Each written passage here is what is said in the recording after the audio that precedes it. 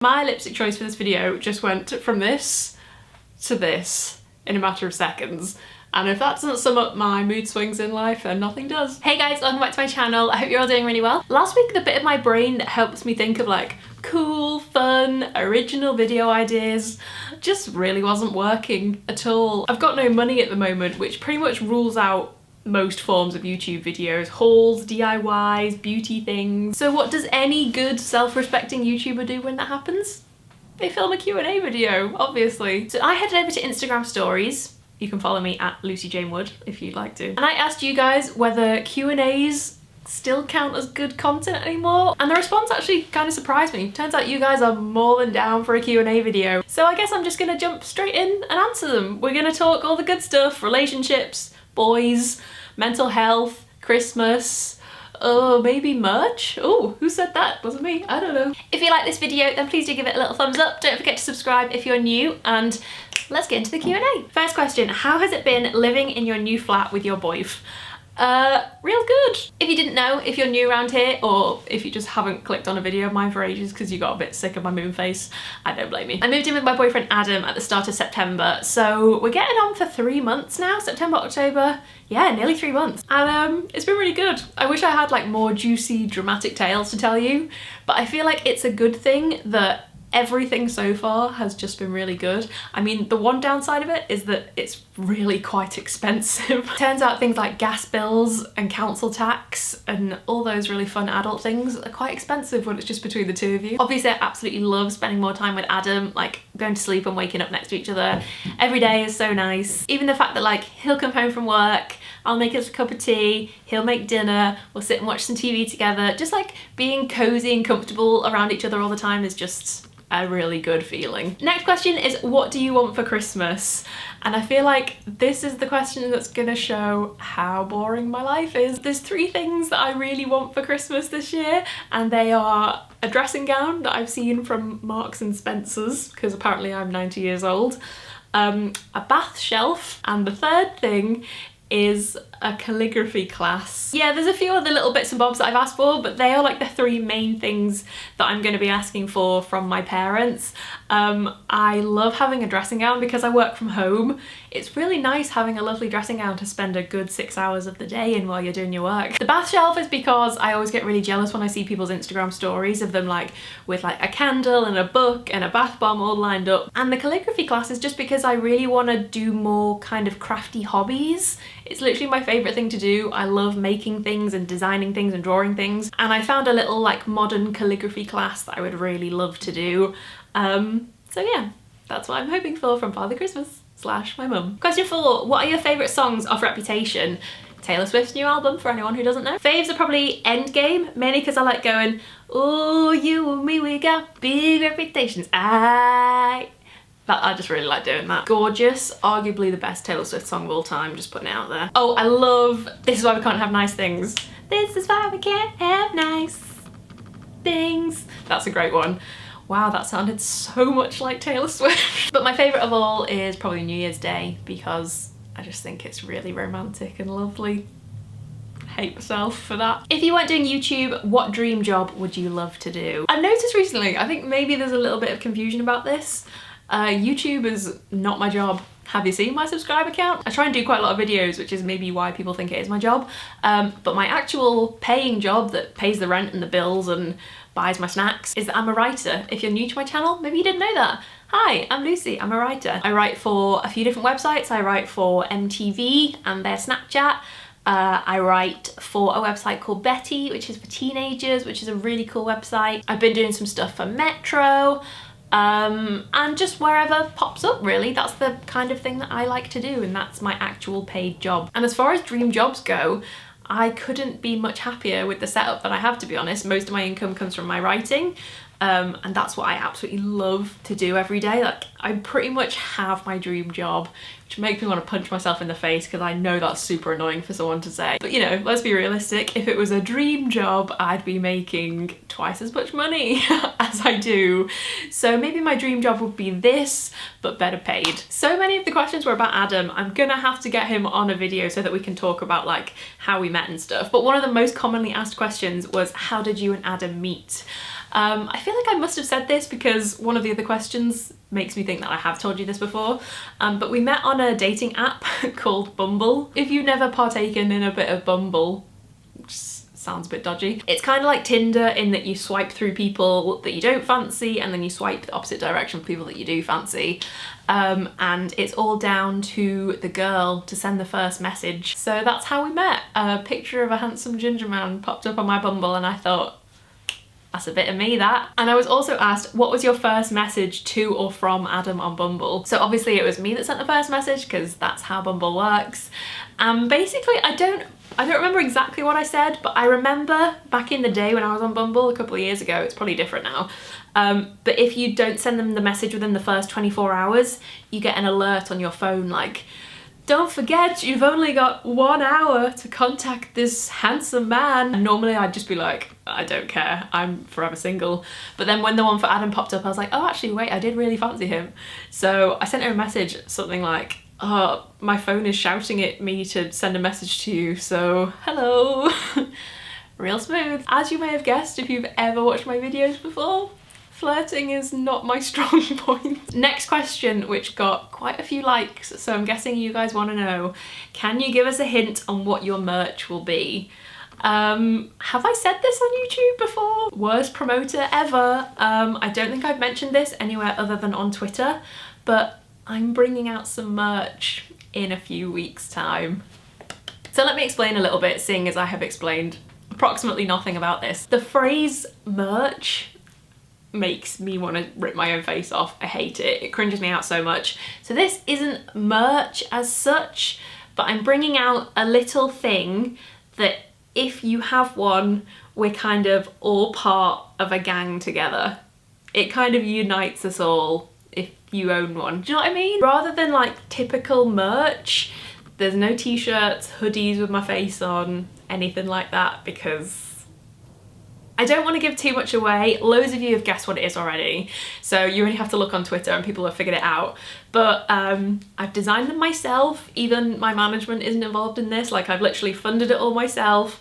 I've done it all, I've drew it from scratch. I messed around with loads of different ideas and picked out my 4 favourites. So there's gonna be 4 things. They're very small, they're each under £10.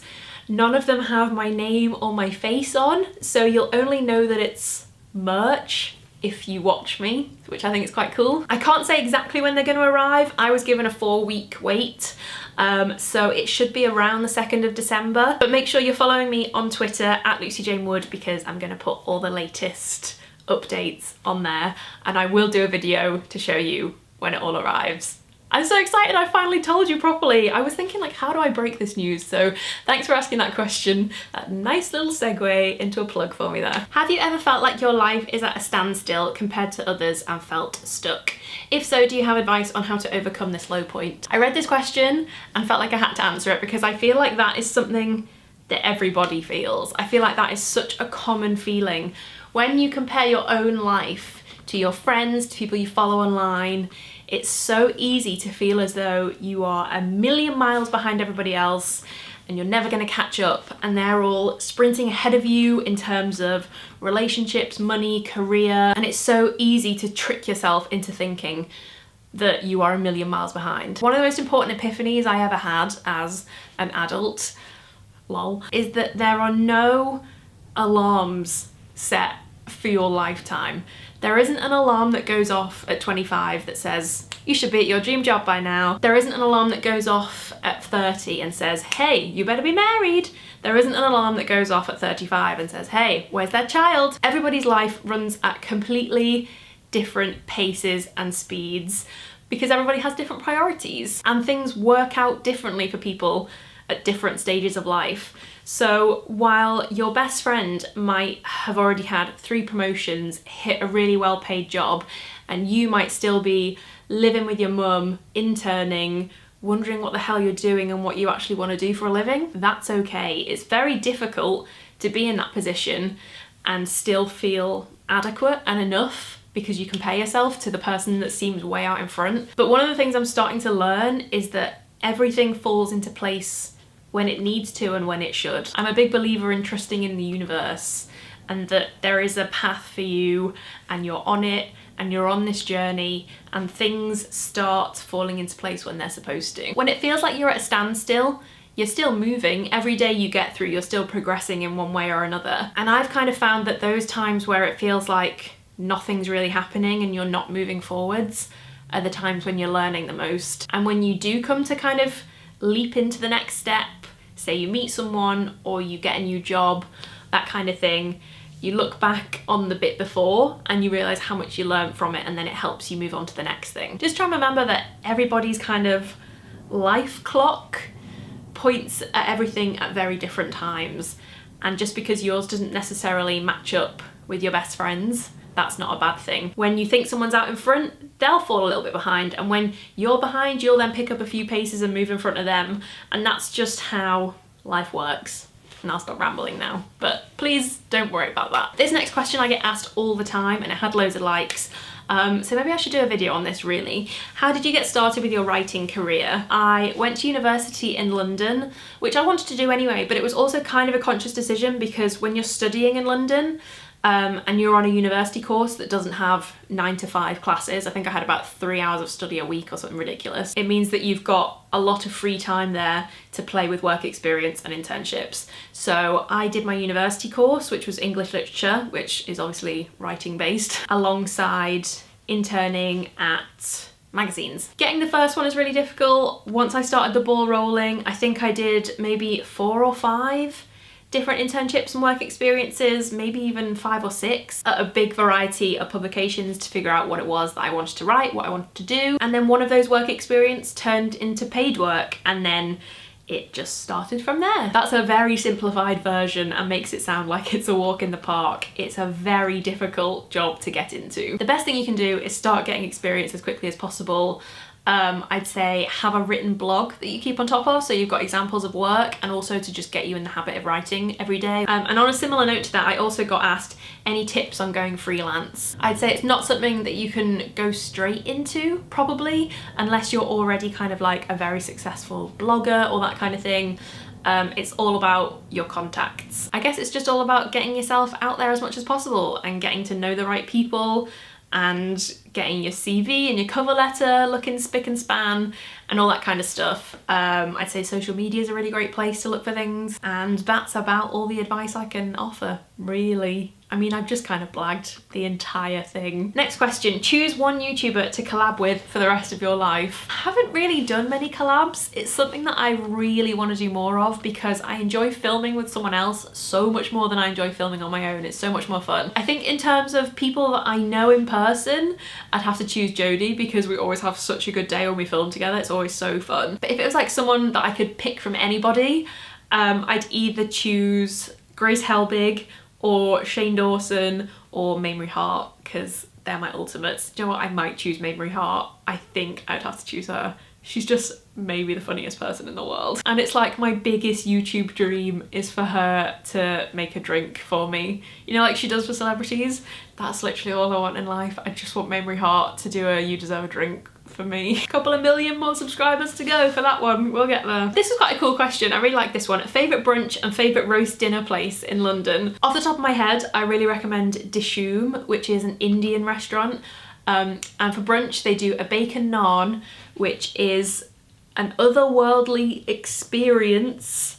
That's the only way I can convey it to you. I really love Tom's Kitchen. I really love The Table. I really love The Breakfast Club. I could literally go on for about 10 years, so I'll pop a couple of links in the description box below.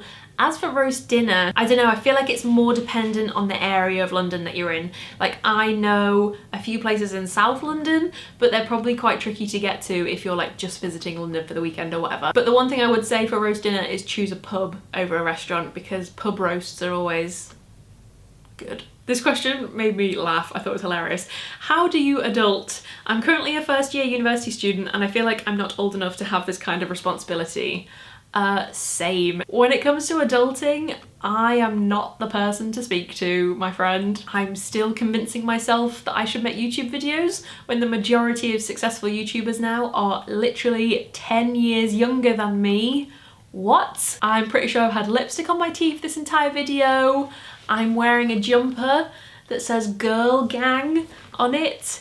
And last but not least, on Tuesday of this week, I had a breakdown over my bank balance. I rang my mum in tears and was like, nobody's paying me, I don't know what to do, I've chased, and now everyone's ignoring me, blah, blah, blah. Just being an absolute whinge bag, you know, handling the whole thing like a grown-up should do. And my mum rang them and shouted at them, and then they paid me. And I'm 26 and I still get my mum to call up and shout at people. I mean, if I shower in the day, I've considered it a success, so I'm not the person to ask for that one, sorry. Favourite TV show right now? I obviously have to say Stranger Things and Stranger Things 2 because I just love it more than I can possibly express. I feel like I mention it in every video and have done for about 10 years now. We are watching Mad Men, which is so good. It's literally fantastic. And the other one we're watching at the moment is Peaky Blinders, arguably the best show on television. Don't at me. And last but not least, so many of you asked, are you doing Vlogmas? And I feel like the biggest letdown in the world and like a big fat Scrooge, but I'm not doing Vlogmas. But here's why. Reason number one is that I feel like Vlogmas is for cute, fun, festive, elfy shenanigans of like going to grottos and buying presents and things like that, which I do a bit of, but not enough to fill 24 days, that's for sure. And then in the other days, I don't do enough to justify making a video every day of my life. I really think you would all find it very boring. Reason number two is that I've committed to quite a lot of work over December in terms of like my written work. And that has to take priority because that's what pays the bills, and I feel like it would just stress the heck out of me if I had to spend like 9 to 5 doing written stuff and then also vlog while I was doing that, while I'm sat working, and then also spend the evening editing probably till quite late at night and uploading, replying to comments. Oh my god, I'm literally just getting stressed thinking about it. And the third reason, honestly, I actually don't think my mental health is good enough to commit to 24 days of videos. I think you would witness me have a breakdown. It's something that I'm gonna make a video about, I think, because I've been thinking about it quite a lot. But I don't know if anyone feels this. I'm not gonna say too much because I'm gonna go into it more in the video. But I find this time of year quite a strain on my mental health. So I think it's probably for the best that I just do my normal thing over December. I'm gonna try and do as many videos as I can. There will be vlogs in the mix, but I'm just not gonna commit to Vlogmas. And I hope that explains a little bit why. And I have literally been talking now for like an hour, and this is gonna take me so long to edit, so I'm gonna have to cut it off there. But thank you so much for sending in so many great questions. I really enjoyed going through them all. And if I didn't answer yours this time, I will try my very best to answer them next time, and I'll try not to leave it like a million years until I do the next one, because I really enjoy doing these. They're fun. Even though they're like super lazy, I still really enjoy doing them. If you did enjoy this video, then please do give it a little thumbs up and let's have a chat down in the comments below. I'll be hanging around for a good couple of hours after this goes live.